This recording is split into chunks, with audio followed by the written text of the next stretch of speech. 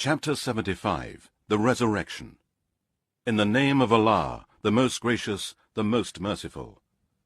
I swear by the day of resurrection, and I swear by the self-reproaching soul. Does man think that we shall not assemble his bones? Surely we are able to put together in perfect order the very tips of his fingers.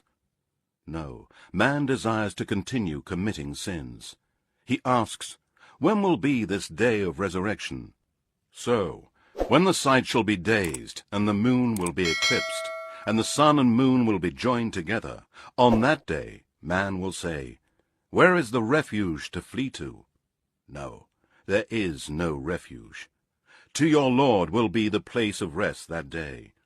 On that day man will be informed of what he sent forward and what he left behind. No, man will be a witness against himself.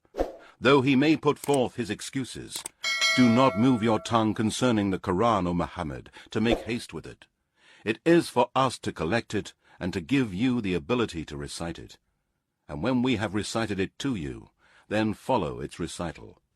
Then it is for us to make it clear to you. No, but you love the present life of this world and neglect the hereafter.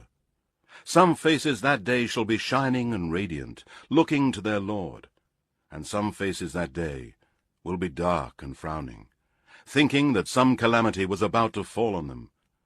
No, when the soul reaches the collarbone, and it will be said, who can cure him and save him from death? And he will conclude that it was the time of departing, and one leg will be joined with another. On that day the summoning will be to your Lord. So he neither believed nor prayed, but on the contrary, he rejected the truth and turned away, and then he walked full of pride to his family with conceit. Woe to you! Again, woe to you! Again, woe to you! And then again, woe to you! Does man think that he will be left aimless? Was he not a tiny drop which gushed forth? Then he became a clot. Then Allah shaped and fashioned him in due proportion, and made him in two sexes, male and female.